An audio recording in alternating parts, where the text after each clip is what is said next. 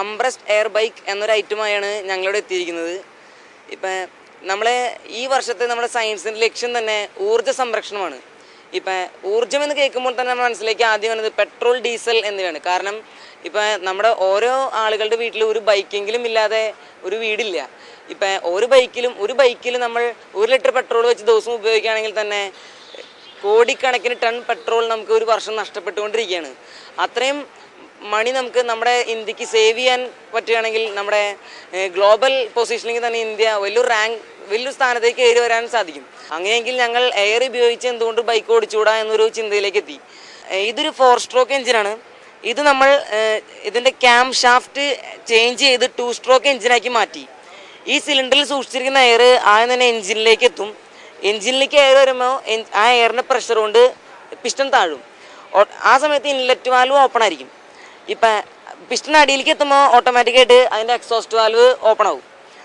ഇപ്പം ക്യാം ഷാഫ്റ്റാണ് ഈ valve open ആവുന്ന ടൈം എല്ലാം നിയന്ത്രിക്കുന്നത്. ഇപ്പം സാധാരണ ഓർഡിനറി ക്യാം ഷാഫ്റ്റിലാണെങ്കിൽ നമുക്ക് അവിടെ കാണാം ഷാട്ടിലുണ്ട് 2 ക്യാം മാത്രമാണുള്ളത്.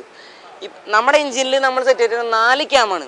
അതുകൊണ്ട് തന്നെ പിസ്റ്റൺ അടിയിലേക്ക് വന്ന് പിന്നെ മുകളിലേക്ക് പോകാനുള്ള ഒരു കംപ്രഷൻ നമുക്ക് ഒഴിവാകും. ഒരിക്കലും മുകളിൽ നിന്ന് എയർ വന്ന് പിസ്റ്റൺ അടിയിലേക്ക് തള്ളി നിർത്തുന്നില്ല. അതുകൊണ്ട് തന്നെ പിസ്റ്റൻ്റെ up and down movement very fast ആയിക്കൊണ്ടിരിക്കും.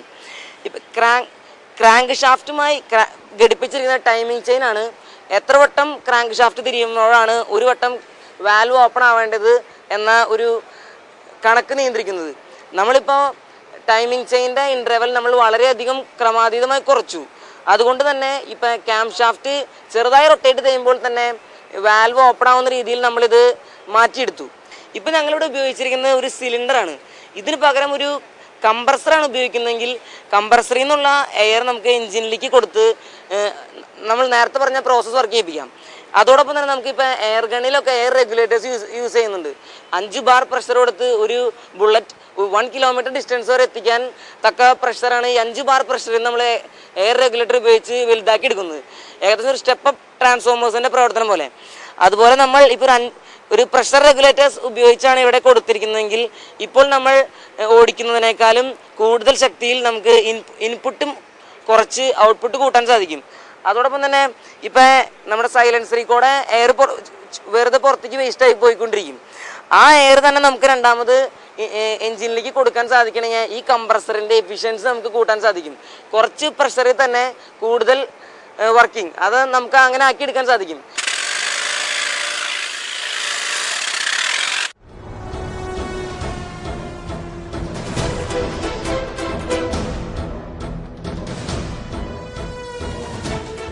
ഞങ്ങളിവിടെ ഇൻട്രൊഡ്യൂസ് ചെയ്യാൻ താല്പര്യപ്പെടുന്നത് low cut in velocity maglev wind മെഷീനാണ്. നമ്മൾ കേരളത്തിലും മറ്റ് സ്ഥലങ്ങളിലും അനുഭവപ്പെട്ടിരിക്കുന്ന ഒരു വൈദ്യുതി ക്ഷാമമാണ് പരിഹരിക്കുന്നതിന് വേണ്ടി ഞങ്ങൾ ഇൻട്രൊഡ്യൂസ് ചെയ്തിരിക്കുന്ന ഒരു വിൻഡ് മെഷീനാണിത്. ഇത് 0 എനർജി ലോസ് ആണ്. ഒട്ടും തന്നെ ഫ്രിക്ഷണലായിട്ടോ അതോ ട്രാൻസ്മിഷനായിട്ടോ ലോസ് ഒട്ടും വരുന്നില്ല. ഇതിൽ ഞങ്ങൾ യൂസ് ചെയ്തിരിക്കുന്ന പ്രിൻസിപ്പിൾ മാഗ്നറ്റിക് ലെവിറ്റേഷൻ പ്രിൻസിപ്പിൾ, ഒയോഷ്കോ-പെട്നി flux gate principle, Savonius rotor principle, പിന്നെ സോളാർ കുക്കറിലും ബെർണോളിസ് തിയറമാണ് ഞങ്ങൾ അപ്ലൈ ചെയ്തിരിക്കുന്നത്. ഇത് മാഗ്നറ്റിക് ലെവിറ്റേഷൻ പ്രിൻസിപ്പിൾ വഴി 2 മാഗ്നറ്റ്സിൻ്റെ ഇടയിൽ ഈ എൻ്റയർ ആയിട്ടുള്ള ഒരു ലീഫ് ഫ്ലോട്ട് ചെയ്തെടുക്കുകയാണ്. മറിച്ച് ഇതിൻ്റെ സ്റ്റെബിലിറ്റിക്ക് വേണ്ടി ഞങ്ങൾ യൂസ് ചെയ്തിരിക്കുന്നതാണ് ഒയോഷ്കോ-പെട്നി ഫ്ലക്സ് ഗേറ്റ് പ്രിൻസിപ്പിൾ. ഇത് ഈ റോഡുമേ ഞങ്ങൾ ഒരു ചെറിയ സർക്കുലർ മാഗ്നറ്റ് ഫിക്സ് ചെയ്തിരിക്കുകയാണ്. കൂടാതെ ഈ ലീഫുമേ മറ്റൊരു സർക്കുലർ മാഗ്നറ്റ് ഇതിനേക്കാളും റേഡിയസ് കൂടുതലുള്ളത് വെച്ചിരിക്കുകയാണ്. അതുപ്രകാരം ഇതിന്റെ സ്റ്റെബിലിറ്റി നമുക്ക് മെയിൻറ്റെയിൻ ചെയ്യാൻ സാധിക്കും. ഇതിന്റെ ലീഫ് എന്ന് പറഞ്ഞാൽ ഞങ്ങൾ ഡിസൈൻ ചെയ്താണ്. നമ്മൾ സാധാരണ അങ്ങനത്തെ ടൈപ്പ് ആയിരിക്കും ലീഫായിരിക്കും ഇവിടെ തമിഴ്നാട്ടിലും പാലക്കാട് റീജിയനിലും കണ്ടുവരുന്നത്. ഞങ്ങൾ ഡിസൈൻ ചെയ്തത് സെവോണിയസ് റോട്ടർ ടൈപ്പ് വിൻഡ് മെഷീനാണ്. വെച്ചിട്ടുണ്ടെങ്കിൽ വിൻഡ് ഇവിടെ വന്ന് തട്ടി കഴിഞ്ഞാൽ വിൻഡ് ഉള്ളിൽ കയറി അടുത്ത ലീഫ് കൂടി തിരിയാൻ നമുക്ക് സഹായിക്കും. അത് ഞങ്ങൾ ഇതിൽ അപ്ലൈ ചെയ്തിരിക്കുന്നത് ഇങ്ങനെ ഒരു ഡിസൈൻ ഞങ്ങൾ ഇൻട്രൊഡ്യൂസ് ചെയ്തിട്ടാണ്. വിൻഡ് വന്ന് തട്ടി കഴിഞ്ഞാൽ വിൻഡ് ഉള്ളിൽ കയറി ഇതിൻ്റെ ഉള്ളിലത്തെ പ്രഷർ നിറയാൻ സഹായിക്കും. പ്രഷർ നിറഞ്ഞു കഴിഞ്ഞാൽ നമ്മുടെ വിൻഡ് പുറത്തേക്ക് പോകാൻ നോക്കുമ്പോൾ അടുത്ത ഹോൾ വരുന്നത് അടുത്ത ലീഫിന്റെ സൈഡിലാണ്. അപ്പോൾ ഇതിന്റെ അവിടുത്തെ പ്രഷർ നിറഞ്ഞ് ഈ വിൻഡ് പുറത്തേക്ക് പോയി ഈ അടുത്ത ലീഫ് കൂടി തിരിയാൻ നമുക്ക് സഹായിക്കും. അതാണ് ഈ ലീഫിന്റെ പ്രത്യേകത. ഇതിന് പ്രത്യേകിച്ച് ലോ വെലോസിറ്റിയിൽ നമുക്കിത് റൊട്ടേറ്റ് ചെയ്യാൻ സാധിക്കും. പിന്നെ നമ്മൾ യൂസ് ചെയ്യുന്ന സോളാർ കുക്കറിൽ യൂസ് ചെയ്യുന്ന ഒരു പ്രിൻസിപ്പിളാണ്. അതായത് സൂര്യന്റെ എല്ലാ റേസും നമ്മൾ ഒരു പെർട്ടിക്കുലർ പോയിന്റിലേക്ക് ഫോക്കസ് ചെയ്യുകയാണ് ചെയ്യുന്നത്. അതുപ്രകാരം ഈ ലീഫിന്റെ അവിടെയുള്ള എല്ലാ എയർ മോളിക്യൂൾസിനും ചൂടാവുകയും അതുപ്രകാരം ആ ഡെൻസിറ്റി കുറഞ്ഞ എയർ മുകളിലേക്ക് പോവുകയും സൈഡിൽ നിന്നുള്ള കൂൾ എയർ വഴി ഇത് കംപ്രസ് ചെയ്ത് ഇതിന്റെ റൊട്ടേഷൻ കൂട്ടാൻ സഹായിക്കുന്നു. പിന്നെ യൂസ് ചെയ്യുന്നത് ബെർണോൾസ് തിയറമാണ്. ബെർണോൾസ് തിയറം പ്രകാരം ഈ ലീഫിന് ഏത് ഡയറക്ഷനിൽ നിന്ന് വരുന്ന വിൻഡിനെ വേണമെങ്കിലും ക്യാപ്ചർ ചെയ്യാനുള്ള ക്യാപ്പബിലിറ്റി ഉണ്ട്. പിന്നെ ബ്ലാക്ക് ബോഡി റേഡിയേഷൻ ആണ് പിന്നെ യൂസ് ചെയ്തിരിക്കുന്നത്. അത് പ്രകാരം നമ്മൾ ഈ ലീഫിന് ബ്ലാക്ക് കോട്ടിങ്സ് ആണ് കൊടുത്തിരിക്കുന്നത്. ബ്ലാക്ക് ബോഡി എല്ലാ ഹീറ്റ് എനർജീസിനെ അബ്സോർബ് ചെയ്യും. അത് പ്രകാരം ഇവിടെ സൈഡിലുള്ള എല്ലാ എയർ മോളിക്യൂൾസ് ചൂടാവും. ആ ചൂടായ എയർ മുകളിലേക്ക് പോകുമ്പോൾ സൈഡിൽ നിന്നുള്ള കൂൾ എയർ കംപ്രസ് ചെയ്ത് ഇതിന്റെ റൊട്ടേഷൻ കൂട്ടാനായിട്ട് സഹായിക്കും.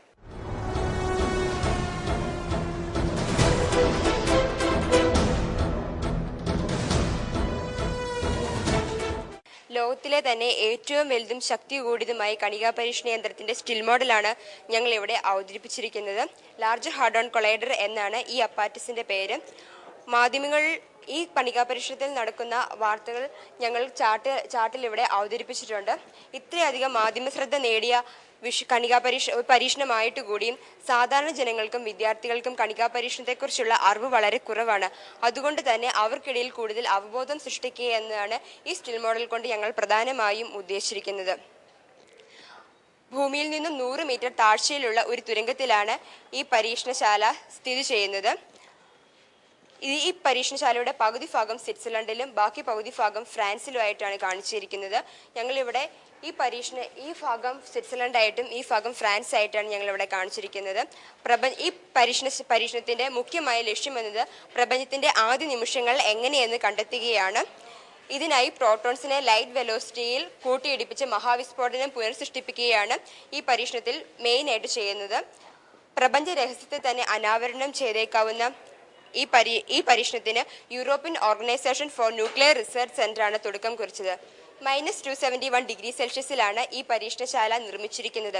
അതുപോലെ തന്നെ 100ഓളം രാജ്യങ്ങളിലെ 10,000ഓളം ശാസ്ത്രജ്ഞന്മാരാണ് ഈ പരീക്ഷണത്തിന് പിന്നിലുള്ളത്.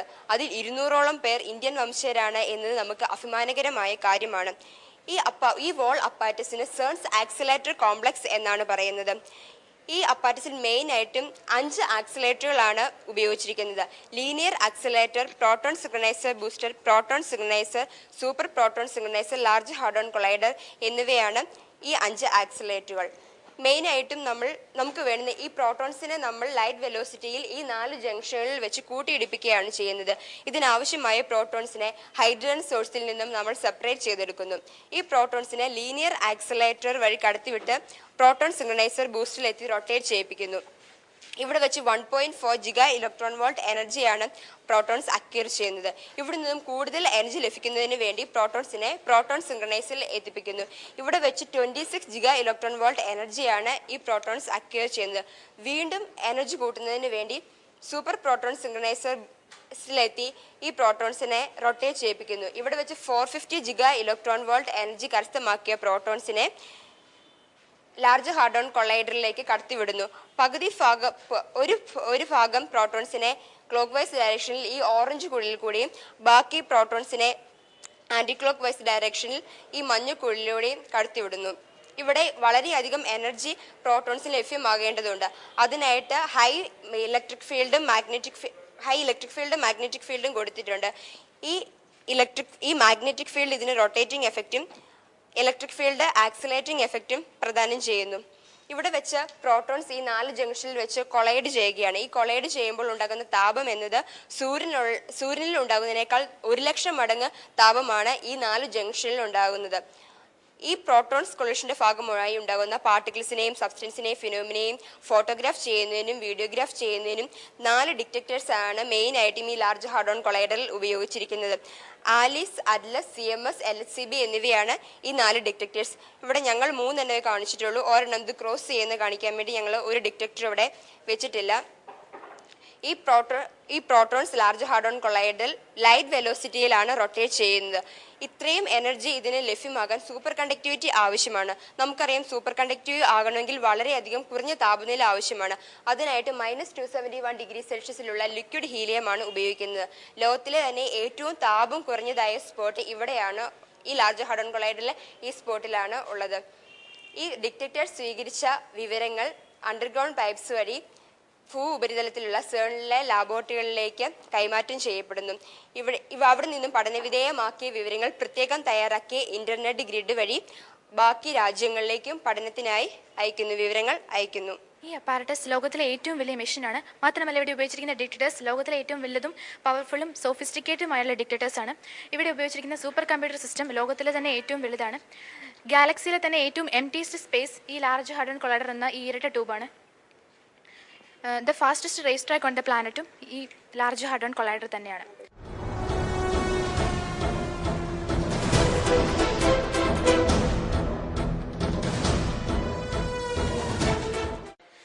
ഓട്ടോമാറ്റിക് റെയിൽവേ ഗേറ്റ് ആണ്. ഏറ്റവും ചിലവ് കുറഞ്ഞ രീതിയിൽ നമുക്കിത് അപ്ലൈ ചെയ്യാൻ സാധിക്കും.